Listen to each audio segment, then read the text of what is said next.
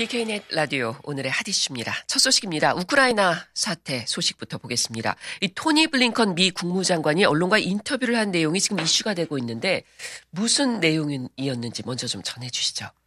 네, 토니 블링컨 국무장관이 CNN과의 인터뷰에서 러시아군이 우크라이나 부차에서 자행한 잔혹행위를 신랄하게 비판했습니다.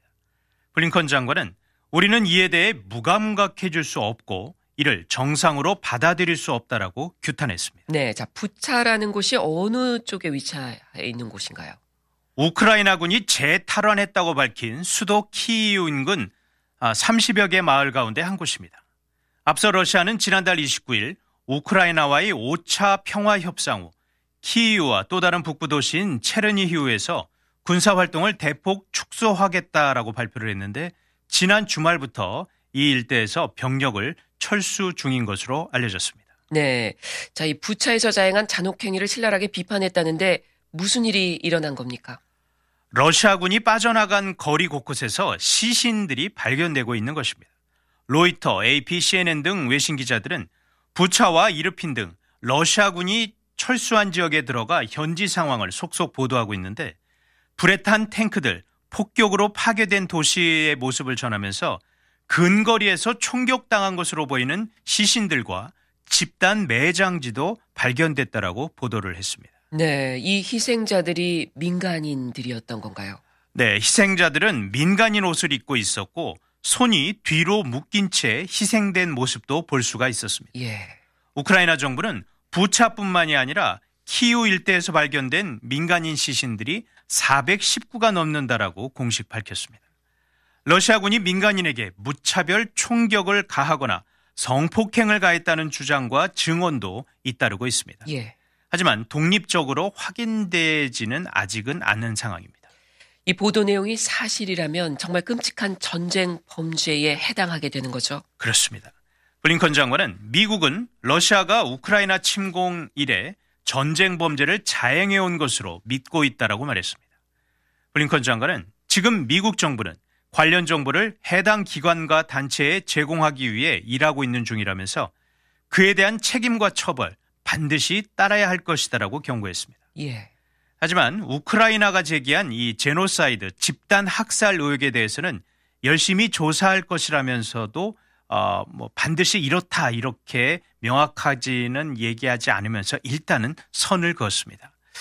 조 바이든 대통령도 어제 다시 한번 푸틴 대통령을 전범이다 이런 표현을 쓰면서 전범 재판 회부를 촉구했습니다. 재판에 회부하기 위해서는 증거 수집이 필요하다고 지적하면서 푸틴 대통령 반드시 책임을 져야 할 것이다라고 강조했습니다. 네. 자, 그러니까 우크라이나 정부는 러시아군이 민간인 집단 학살도 자행한 것으로 보고 있는 건가요? 그렇습니다.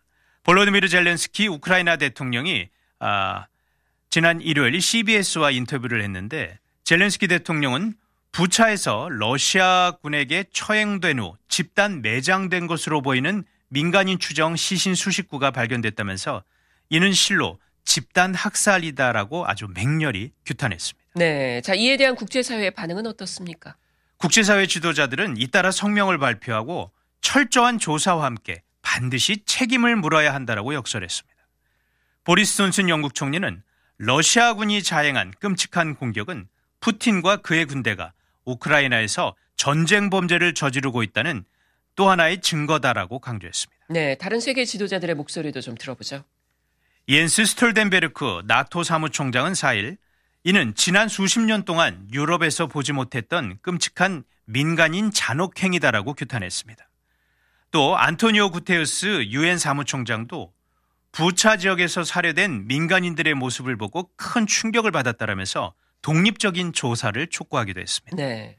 그간 러시아와의 중재에 앞장섰던 에마누엘 마크롱 프랑스 대통령은 도무지 참을 수 없는 끔찍한 행위다라고 비판을 하면서 러시아는 이 범죄에 대해 대답해야 한다라고 얘기를 했고 올라프 숄츠 독일 총리도 끔찍하고 소름 끼치는 일이다라고 러시아를 규탄했습니다. 네, 자 이런 가운데 러시아에 대한 추가 제재 움직임도 나오고 있다고요?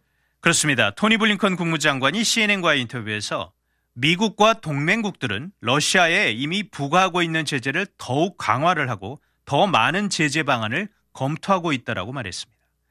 블링컨 장관은 지금까지의 제재만으로도 올해 러시아 경제는 10% 정도 위축할 것으로 예측이 된다면서 미국과 동맹들은 매일 러시아 제재에 대해 진지하게 논의하고 있다라고 강조했습니다. 네, 이 유럽도 추가 제재에 동참할 의향이 있는 겁니까?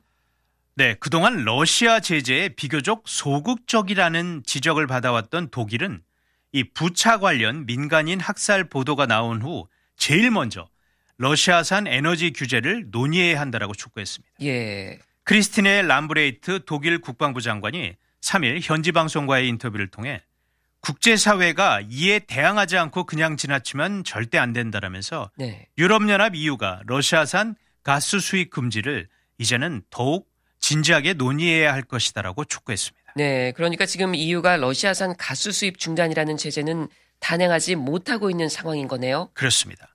EU는 소비하는 가스의 40%, 석유의 25% 이상을 이 러시아에 의존을 하고 있는 상황인데 27개 회원국의 입장이 각기 조금씩 다르다 보니까 합의가 쉽지는 않고 있습니다. 예. 현재 EU는 러시아의 주요 은행의 스위프트, 이 국제은행간 통신협회에서의 퇴출, 그리고 기술상품 수출 통제 등의 제재는 가하고 있지만 러시아산 에너지 의존도가 워낙 높기 때문에 이 에너지 수입 규제에 대해서는 별다른 진전이 없었습니다. 그런데 이 러시아산 에너지 의존도가 가장 높다고 할 수 있는 독일이 러시아산 가스 수입 중단 논의를 촉구하면서 새로운 전기가 분명히 마련이 됐다고 봐야 할 것 같습니다.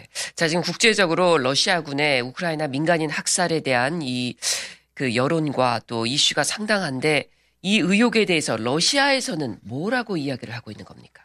네, 러시아 국방부는 부차 등에서 발견된 시신 관련 영상들과 사진은 서방 언론을 위해 우크라이나 정부가 연출한 것이다. 다 거짓말이다. 이렇게 발표를 했고요. 예. 러시아군을 전쟁 범죄자로 몰아가기 위한 도발이다라는 주장도 했습니다. 러시아군은 러시아군이 부차를 점령했던 동안 민간인 피해 전혀 없었다. 완전히 상반된 주장을 합니다. 네, 잘 들었습니다.